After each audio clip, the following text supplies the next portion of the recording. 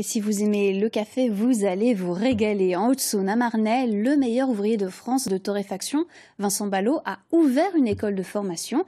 Frédéric Buridon et Antoine Laroche l'ont visité. Marianne découvre l'univers du café depuis quelques jours avec l'aide de différents exercices.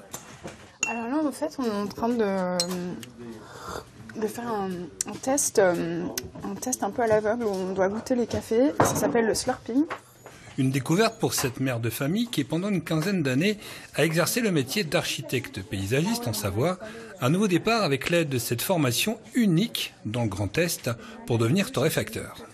Je me suis aperçue que en fait, c'était vraiment quelque chose qui me passionnait et en fait j'y suis arrivée un peu par hasard et je trouve que c'est fascinant comme métier. La plante m'intéresse, son habitat, la façon dont on peut le transformer.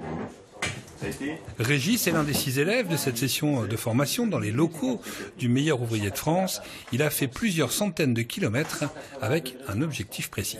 Ouais, je suis de la région parisienne, à Conflans-Sainte-Honorine. D'accord. Voilà. Et mon objectif, mon idée, c'est d'ouvrir vraiment un atelier de torréfaction à l'horizon de mois de mars 2022. Un tour d'horizon pour maîtriser les techniques de la torréfaction, du barista, de la dégustation et du café vert. Les modules vont de 1 à 3 jours. Il n'y a que 5 écoles en France comme celle-ci et le coût de la formation peut être pris en charge. Notre structure a obtenu un label qualité donc qui s'appelle Calliope, qui sera obligatoire à partir de début d'année et qui permet à nos apprenants d'avoir des fonds de financement avec leurs fonds de formation ou des organismes comme Pôle emploi. Il y a une dizaine de sessions par an pour se former à ces métiers et c'est un secteur qui recrute. Il y a de l'emploi effectivement dans ce secteur du café, qui est un secteur qui a le vent en poupe et qui trouve pas mal d'emplois à la clé, que ce soit des baristas, que ce soit des torréfacteurs, travailler dans des grandes entreprises de café. Il y a du travail dans le monde du café.